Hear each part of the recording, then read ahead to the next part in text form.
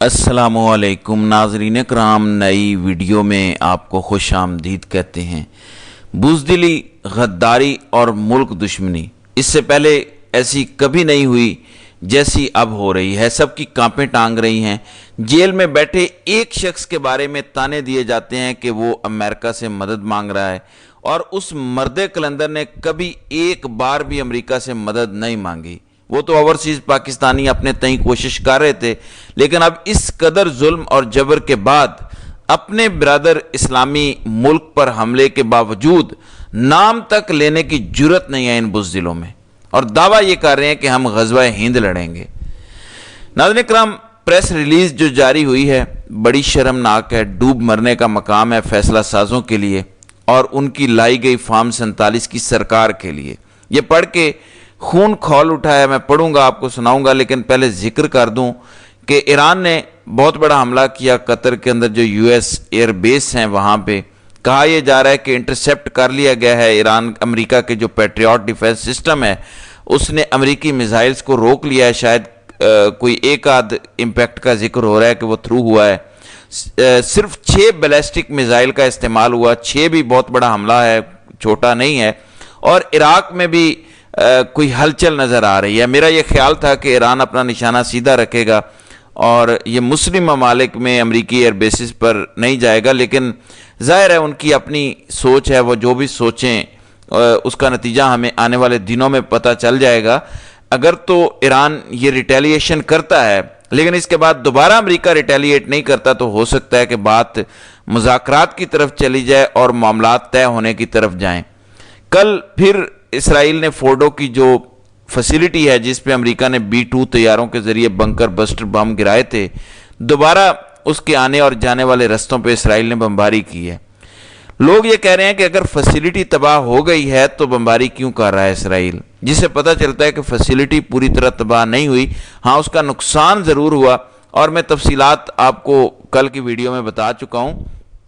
لیکن تباہ مکمل ہو جاتی تو اسرائیل کو دوبارہ وہاں جانے والے رستوں پر کو تباہ کرنے کی ضرورت نہیں تھی۔ تو ایک تو یہ صورتحال ہے، اس ٹائم حالات گھمبیر ہیں، ٹرمپ کو نظر آ رہا ہے کہ شاید ایران حملہ کرے گا، اور ظاہر ہے انٹیلیجنس رپورٹس ہوتی ہیں تو ٹرمپ نے پہلے ہی وارننگ جاری کر دی کہ خبردار، تیل کی قیمتوں کو تم لوگوں نے زیادہ نہیں کرنا، تم سب پر میں نظر رکھے ہوئے ہوں۔ یہ ٹرمپ نے بیان دیا۔ ٹرمپ کا بیان اتنا تگڑا تھا کہ یکدم جس وقت یہ بیان آیا $1 قیمت بڑھنے کی بجائے کم ہو گئی۔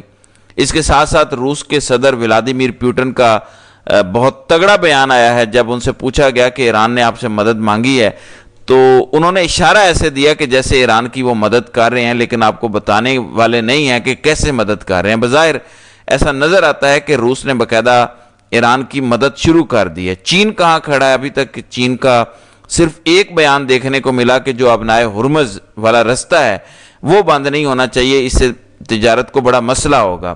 باقی دنیا کے ممالک بھی اسی طرح کی باتیں کر رہے ہیں۔ امریکہ نے چین سے رابطہ کیا تھا کہ آپ ایران کو کنونس کریں کہ وہ یہ بند نہ کرے۔ تو یہ صورتحال گھمبیر ترین ہوتی جا رہی ہے، لیکن ایسے میں پاکستان جو واحد اسلامی ایٹمی قوت ہے اس کا شرمناک ترین رویہ سامنے آ رہا ہے۔ کیسے انہوں نے ایک بار پھر پیٹھ میں چھرا گھونپا ہے، خنجر گھونپا ہے، میں بتاتا ہوں۔ یہ سید طلعت حسین ٹاؤٹ، ان کو بھی اعتراض ہے اس پر، اور اس نے بھی سیاست مارکنگ کی ہوئی ہے۔ اب جو یہ جو جاری ہوا ہے اعلامیہ، شہباز شریف کی سربراہی میں جو کمیٹی میٹنگ بلائی گئی، اس میں ایران پر حملہ کس ملک نے کیا؟ پریس ریلیز میں اس کا ذکر تک نہیں ہے سوائے اسرائیل کے۔ اب امریکہ ہمارے لیے ریڈ لائن بن گیا ہے جو ہم کراس نہیں کر سکتے، ذکر نہیں کر سکے، مذمت نہیں کر سکے امریکہ کی۔ یہ کہہ دیا کہ کوئی حملہ ہوا تھا، کسی فریق نے کیا تھا، یہ قانون کی خلاف ورزی ہے، لیکن ملک کا نام نہیں ہے، ٹرمپ کی مذمت نہیں ہے، امریکہ کی مذمت نہیں ہے۔ یہ دوستیاں، یہ یاریاں پاکستان کو بڑی مہنگی پڑنے والی ہیں، امہ کو بڑی مہنگی پڑنے والی ہیں۔ پاکستان اگر کنسٹرکٹیو کردار ادا کرتا تو ایران قطر پر میزائل نہ داغتا، کیونکہ ایران پاکستان کا سہارا ہونا تھا، تو سچویشن بالکل ڈیفرنٹ ہونی تھی۔ لیکن پاکستان اس ٹائم امریکہ کا دم چھلا بن کے چل رہا ہے، اور اس ٹائم سے نہیں چل رہا، پچھلے 3 سالوں سے، خاص طور پر جب سے رجیم چینج آپریشن ہوا ہے۔ میں آپ کو مسلسل لگا کر رہا ہوں کہ بہت بڑے بڑے کام ہونے تھے جو رکے ہوئے تھے۔ اب دیکھیں ذرا، کوئی نام نہیں لیا گیا، پاکستان نے بڑی خاموشی سے ٹائٹ روپ پہ چلتے ہوئے یہ بیان دیا، جہاں ہمارا آرمی چیف بیٹھا ہو، چیئرمین جوائنٹ چیف بیٹھا ہو، D G I S I بیٹھا ہو، نیول چیف ہو، ایئر چیف ہو، وزیر اعظم ہو، وزیر خارجہ بیٹھا ہو، وزیر دفاع بیٹھا ہو، ایسی جگہ سے ایسا بیان آنا جب آپ ایک ملک کی مذمت نہیں کر سکتے جس نے اتنا بڑا غیر قانونی کام کیا ہے، اس سے زیادہ شرمندگی کسی اور چیز کی ہو نہیں سکتی، لیکن یہ کمپنی شرم سے عاری ہو چکی ہے۔ نام لینے کی بجائے کس طرح سے ڈیفلیکٹ کیا گیا سچویشن کو۔ اب آپ کو پتہ چل جانا چاہیے کہ امریکن لنچ پر ملاقات کے بعد امریکی آشیرواد حاصل ہوا، بدلے میں ادھر سے تعاون کا یقین دلایا گیا، اور اب اس کو اور تقویت ملتی ہے کہ وہاں بادشاہ گارنٹیاں دے کر آیا کہ ہم آپ کے ساتھ ہیں، اس لیے اس نے امریکہ کی مذمت تک نہیں کی۔ کوئی گنجائش اب باقی ہے؟ اب تو پتہ چل گیا نا۔ اگر نہیں یقین تو اس بیان سے آپ لوگ مجھے امریکہ کی مذمت ڈھونڈ کے دکھا دیں۔ ہلکے سے الفاظ میں کر دیتے کہ امریکہ کو سوچ سمجھ کے کرنا چاہیے تھا، انہوں نے یو ایس کا لفظ تک استعمال نہیں کیا۔ ہاں یہ ضرور کہا کہ امریکہ تو مذاکرات بڑے اچھے کر رہا تھا ایران کے ساتھ، تو دبے لفظوں میں امریکہ کی تعریف کی ہے، یہاں سے امریکہ کے خلاف بات نہیں ہو سکی۔ یہ بزدلی پاکستان اور امہ کو بڑی مہنگی پڑے گی اور پڑ بھی رہی ہے۔ اب اس جنگ نے آگے کس طرف جانا ہے اگلے 24 سے 48 گھنٹے طے کریں گے۔